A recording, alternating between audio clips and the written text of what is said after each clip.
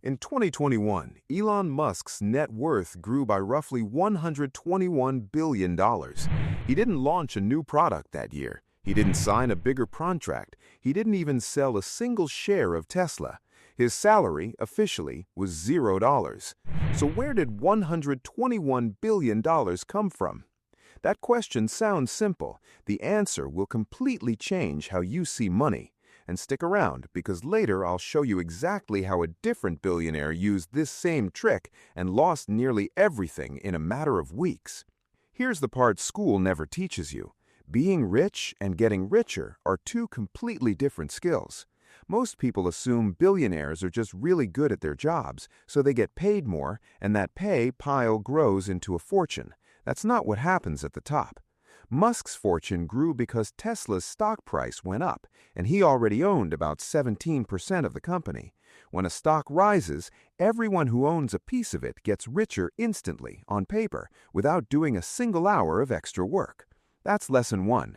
The real wealth isn't built from a paycheck, it's built from ownership. But owning stock creates a strange problem. If your fortune is $150 billion and nearly all of it is tied up in company shares, how do you actually pay for a house, a jet, or even just a vacation? You'd think the obvious answer is to sell some shares. Musk himself has done this, but selling comes at a painful cost because the moment you sell, the tax man is waiting. So the wealthiest people found a workaround, and it's almost embarrassingly simple once you hear it. They borrow money instead of selling it. Banks will happily lend hundreds of millions of dollars to someone holding billions in stock, using those shares as collateral, the same way your house secures a mortgage. Musk reportedly borrowed against his Tesla shares to help fund his purchase of Twitter in 2022. No shares sold, no taxable event triggered, just a loan against wealth that technically still belongs to him. And here's the twist that makes this genuinely clever. While he's slowly paying off that loan, his Tesla shares can keep rising in value, which means the debt shrinks compared to his overall fortune, almost by itself. This explains something that sounds almost impossible. In certain years, some billionaires have paid a lower effective tax rate than a nurse or a school teacher, not because of some secret loophole hidden in an offshore account, but because of one basic rule.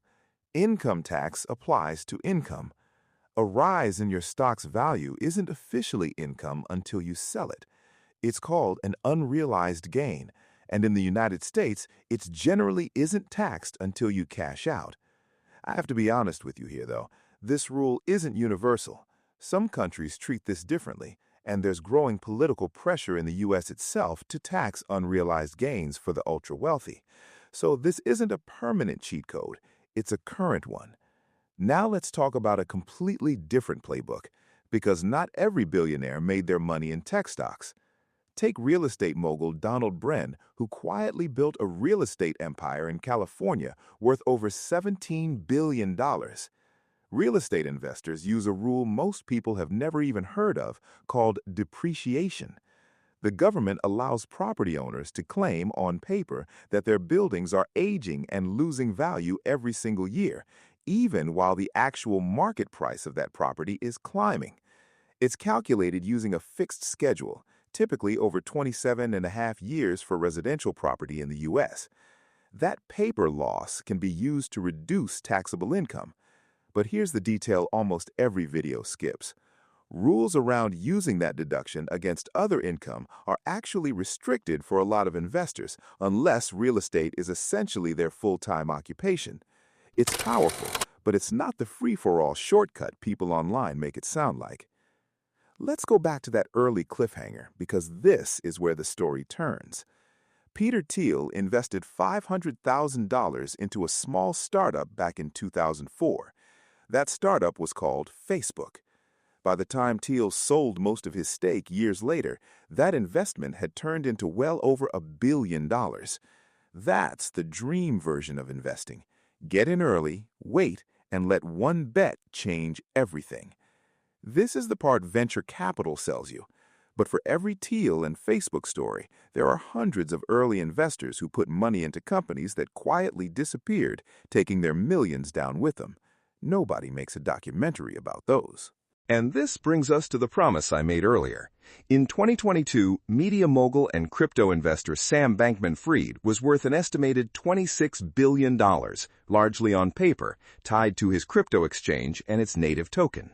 Within about a week, most of that fortune evaporated. Why so fast? Because his wealth wasn't sitting in cash, it was tied up in an asset whose value depended entirely on confidence, and once that confidence collapsed, there was nothing solid underneath it. This is the danger nobody mentions when they glamorize borrowing against your assets. When the asset itself is the problem, leverage doesn't just slow down, it detonates. So here's a question worth sitting with for a second. If you had $1 million right now, would you have the patience to leave it invested for 25 years without touching it? Because that patience is arguably the rarest ingredient in this entire story. $10 million growing at 10% a year, left completely untouched, becomes over $100 million in 25 years. No new deposits, no genius trades, just time doing what most humans are too impatient to allow it to do. Warren Buffett made roughly 99% of his current net worth after his 50th birthday, not because he suddenly got smarter in his 50s, because compounding needs decades to look impressive, and almost nobody sticks around long enough to see it. There's one more thing separating billionaires from everyone else, and it has nothing to do with money at all. It's time frame. A regular employee plans around next month's rent. A billionaire investor plans around what their grandchildren might inherit. That single shift from thinking in months to decades changes every decision that follows it. So how do billionaires actually make money from their investments? They don't collect it. They let it grow quietly inside assets they refuse to sell. They borrow against that growth instead of cashing it in. They use tax rules written for exactly this purpose, and they wait years, sometimes decades, for compounding to finish the job. It's not smarter than working a normal job. It's just patient in a way almost nobody has the nerves for. And maybe that's the real billion-dollar secret. It was never about making more money. It was about being willing to wait longer than everyone else is willing to.